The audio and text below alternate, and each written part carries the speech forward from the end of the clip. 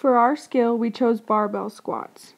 Throughout this video, we will have covered the description and movements required for this skill, muscle, joints, and bones involved, phases and parameters, critical features and common errors, as well as teaching and practice conditions.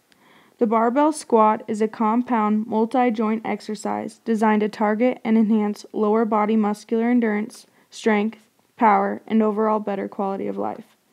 The barbell squat is a closed skill because the skill is stationary and the performer can plan their movements in advance. One squat alone would be classified as a discrete skill due to its distinct beginning and end. Commonly, squats are performed in sets, classifying them as a serial skill, which is discrete actions linked together.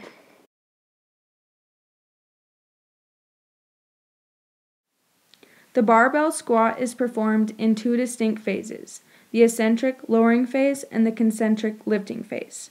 During the lowering phase of the squat, the body moves from a standing position into a squat as if you are going to sit on a chair. Movement occurs at the hip, knee, and ankle joints during this phase. The hip joint flexes, bending your trunk toward your legs. Flexion also occurs at the knee joints, lowering your butt down toward the floor. With your feet planted on the ground, dorsiflexion of the ankle allows your shins to lower down toward the floor.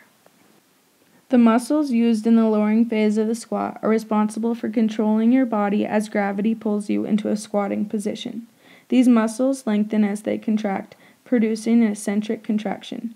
Although your hips and knees flex and ankles dorsiflex, it is the muscles that produce the opposite motions that are activated. The hip extensors, gluteus maximus, semimembranosus, semitendinosus, and bicep femoris are muscles that strengthen your hips. As you lower into a squat, these muscles contract as they lengthen to control your speed. The knee extensors, rectus femoris, vastus medialis, vastus intermedius, and vastus lateralis, contract as they lengthen to control your knees as they bend. At your ankles, the plantar flexor muscles, gastrocnemius and soleus, also contract as they lengthen to counteract the pull of gravity and control your speed as your body lowers toward the floor.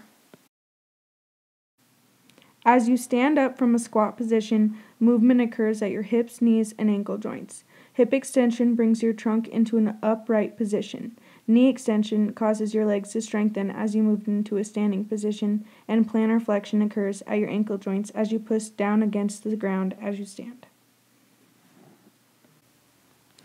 Muscles activated in the standing phase of the squat are the same muscles that are used in the lowering phase.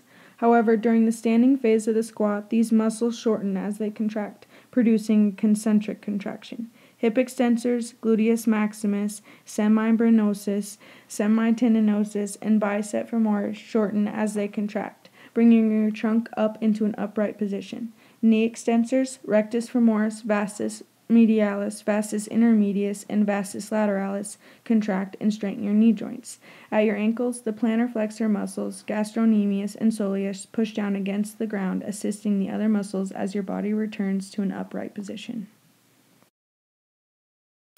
The three critical features of the squat are technique, movement patterns, and depth. First, with technique, we'll start the squat and the bar should be somewhere behind your neck, resting between your shoulders and middle trapezius muscle, with hands grabbing the bar wider than shoulder width depending on comfortability. Then stand with your feet shoulder width apart with a toe pointing straight ahead or slightly angled outwards, with your knees aligned over your second and third toes. On to movement patterns. Once you begin your squat, slowly begin to squat down by hinging at the hips and flexing at the knees. Allow your glutes to stick out behind the body as if going to sit down in a chair.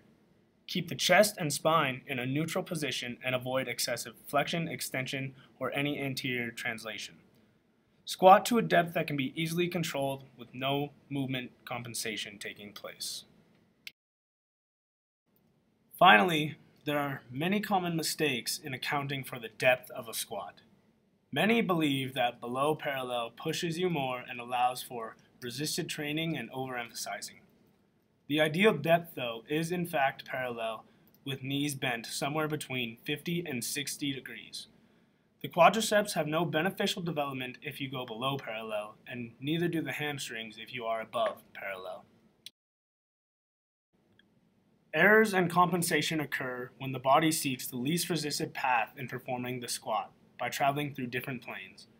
The most common types of compensation and errors in form are jutting the head too far in any direction, unstable shoulder blades, rounding or arching of the back, lateral dropping of the hips and excessive forward lean, knee valgus or knock knees, and over-rotation of the foot and lifting of the heel.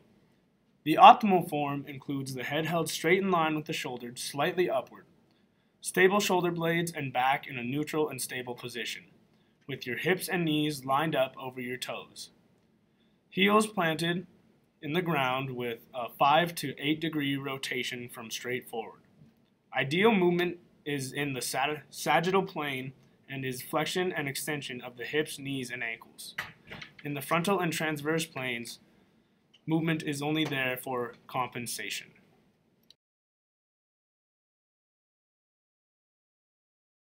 While comparing our three squat forms, we found that my feet are slightly rotated and I have a 53-degree bend at the knees. Carly's feet are in line with her hips and knees and she bends her knees at a 50-degree angle. Kira also has her feet aligned, but she has a 48-degree bend at the knee. A coach would want to teach a squat in a hold-to-part way with instant feedback, so the trainee could do the motion and get feedback right away on what they did wrong so they could fix their mistake and prevent injury. In the cognitive stage, a coach would want to demonstrate how to do the squat with cue words on how to keep your back straight, knees in the right position, eyes and chest up. The coach would give instant feedback to the trainee to prevent injury and bad habits from forming. The next stage would be the motor stage. In this stage, the coach would want to focus on refining the skill. With the trainee, the coach would want to focus on more specific instructions of proper form and technique for doing squats with heavier weight, and focusing on more critical cues and direction attention, such as eyes up, knees going out a little ways but not too far, and not bending the knees inward. They could also have their trainees focus on having their chest and eyes up and back straight. In the cognitive domain, the coach would want to focus on a block practice approach with lots of practice to get down the right form before moving on to heavier weight. The next stage would be the autonomous stage, where the skill of performing a squat would be smooth and efficient. This should appear to be effortless. The instructor should focus on high specific skill adjustment. The squat should be able to be performed without conscious thought.